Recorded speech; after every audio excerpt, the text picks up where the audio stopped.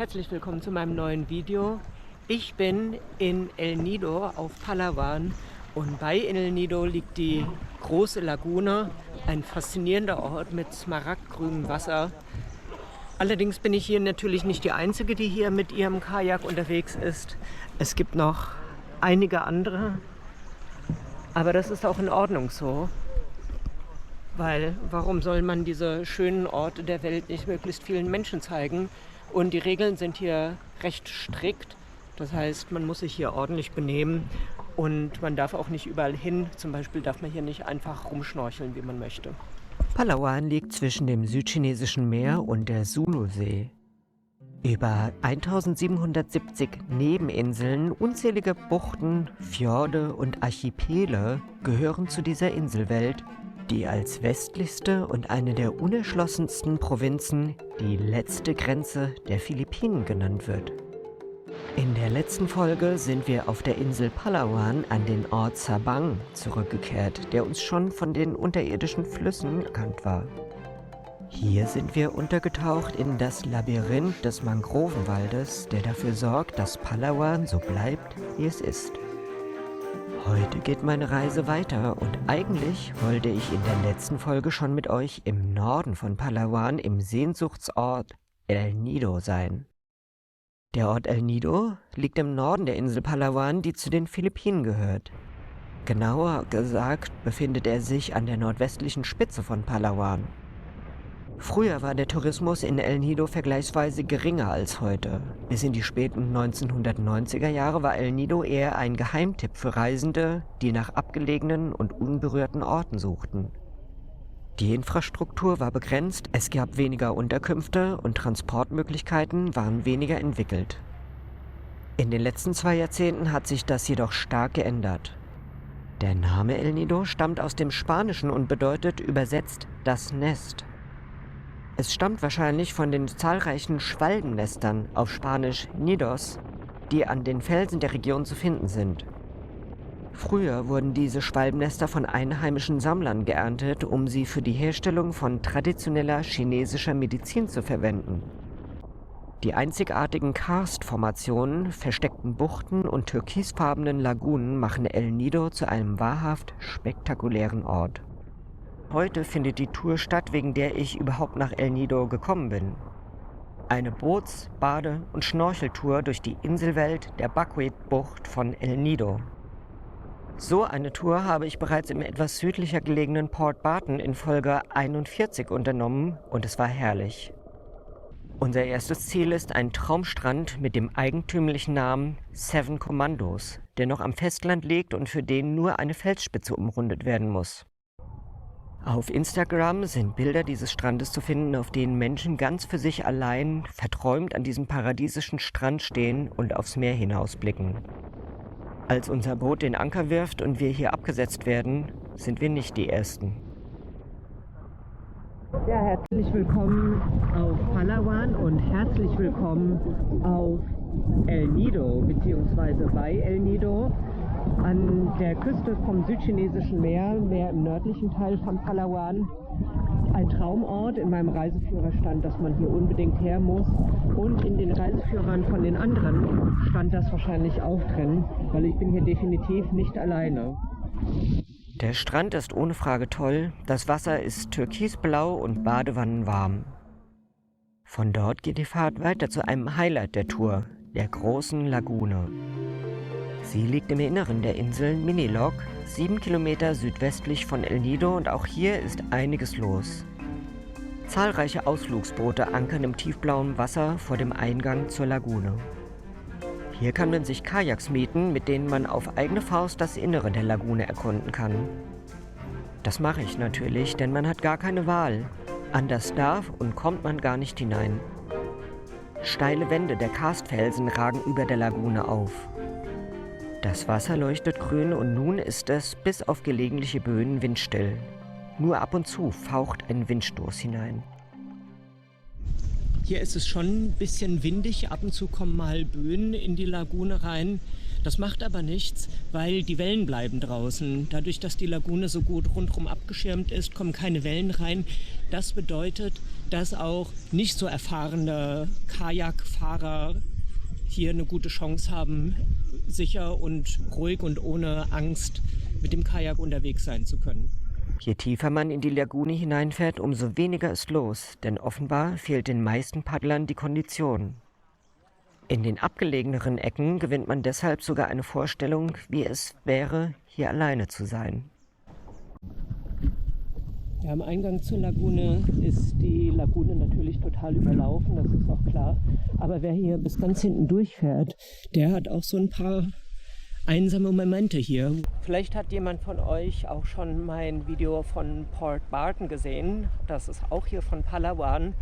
Da war ich auch in der Inselwelt rund um Port Barton unterwegs. Und ich habe dazugelernt, wie ihr seht, denn ich habe jetzt einen vernünftigen Sonnenhut dabei und zusätzlich nochmal so ein schnell trocknendes Halstuch, weil das letzte Mal hat mich ganz schön die Sonne verbrannt. Also da müsst ihr dran denken, falls ihr jemals hier so in dieser Weltgegend überhaupt und so eine Inseltour macht, hier rund um Palawan. Sonnenschutz, Sonnenschutz, Sonnenschutz, Sonnencreme und möglichst Textil, um den Körper zu bedecken, weil die Sonne hier draußen, die ist schon echt gnadenlos. Alleine schon wegen dieser faszinierenden großen Lagune hat sich hier in El Nido dieser Bootsausflug gelohnt. Allerdings muss man sich das Kajak auch noch zusätzlich zu der Bootstour besorgen und bezahlen. Vor allen Dingen, wenn man kein Kajak mieten möchte, dann verzichtet man erstens mal auf dieses wunderbare Naturabenteuer, aber gleichzeitig muss man auch da draußen in diesem ganzen Trubel auf dem Boot bleiben und kann nicht mal schnorcheln gehen und sich auch überhaupt nichts angucken. Also das muss man immer on top rechnen, wenn man hier so eine Bootstour in El Nido in die große Lagune bucht.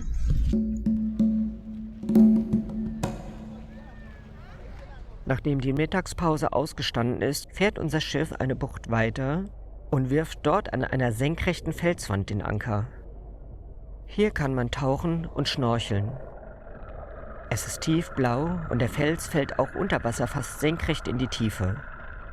Hier sehe ich viele verschiedene Fische und schwimme ein ganzes Stück an der Klippe entlang.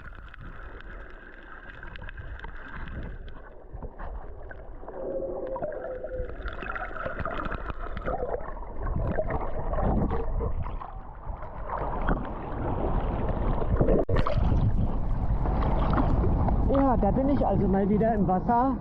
Diesmal bin ich bei den Inseln von El Nido auf der Insel Palawan in den Philippinen.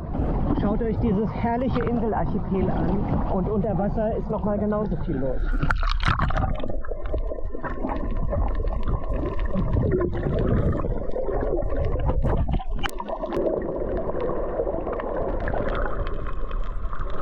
Doch so ganz allein ist es auch mir etwas unheimlich. Außerdem stechen mich immer wieder treibende Nesselzellen in die nackten Beine, sodass ich nach einigen 100 Metern den Rückweg zum Boot antrete. Die Nachmittagssonne steht nun schon tiefer, was ein herrliches Lichtspiel erzeugt. Als ich die Bootsleiter hinaufgestiegen bin, geht es auch schon weiter zur nächsten Bucht und zur Secret Lagoon, also der geheimen Lagune. Als wir in der kleinen Bucht vor Anker gehen, sieht man erst einmal nur einen kleinen, menschenleeren Strand mit einer Handvoll Kokospalmen, hinter dem die grauen, zerklüfteten Karstberge steil in den Himmel steigen. Auch hier kommt das Boot nicht näher ran, sodass man zur geheimen Lagune schwimmen muss. Da macht man schon manchmal ganz schön was mit.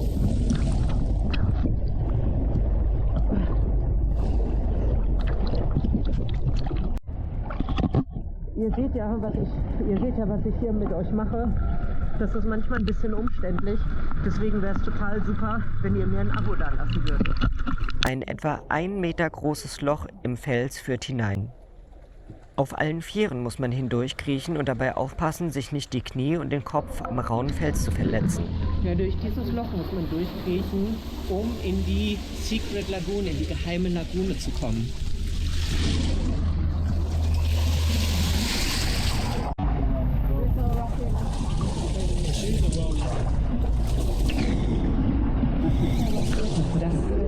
Das sind die Steine, an denen man sich so richtig schön Knochen aufpassen kann. Als ich durchgekrochen bin, erreiche ich einen etwa 20 Meter großen Binnensee. Ringsherum ragen die Karstfelsen senkrecht hinauf und das Echo hallt von den Wänden wieder. Ja, also doch ein wirklich sehr kleines Loch, durch das man da durchklettern musste. Ich frage mich ja, wer hier eigentlich überhaupt das erste Mal auf so eine Idee gekommen ist, durch so ein Loch irgendwo mitten in den Felsen reinzukriechen und dann diesen Ort hier hinter mir zu finden. Natürlich schon toll, wenn man sich mal verstecken muss, dann ist die Secret Lagoon auf Minilog genau der richtige Ort. Es sind solche Orte, die eigentlich nur in Abenteuerromanen vorkommen. Geheime Lagunen, wo Piraten ihre Schätze verstecken können, und einsame Inseln mit weißen Stränden und Kokospalmen. Geheim und einsam waren diese Orte sicherlich auch noch, als Autoren wie Robert Louis Stevenson im ausgehenden 19. Jahrhundert Bücher wie die Schatzinsel schrieben. Heute sind diese Orte nicht mehr geheim und einsam. Das ist auch gut so. Sonst hätte ich sicherlich nie hierher gefunden. Denn da sind diese Orte trotzdem noch und sie werden nicht weniger wert, wenn sie mit anderen zusammen. Ja, das ist dann auch schon die letzte Station in diesem Video auf meiner Tour durch die Inselwelt von El Nido rund um die Insel Minilog vor der Küste der Insel Palawan in den Philippinen. Ich hoffe, euch hat dieses Video gefallen. Also mir hat es auf jeden Fall wieder Spaß gemacht. Ich würde mich über ein Abo freuen. Abonniert doch gerne meinen Kanal und dann kriegt ihr sofort Bescheid, wenn ich mit meinem nächsten Video wieder am Start bin. Ich bin mal gespannt, wo es dahin geht. Ich hoffe, ihr seid wieder dabei. Bis dahin. Ciao, ciao.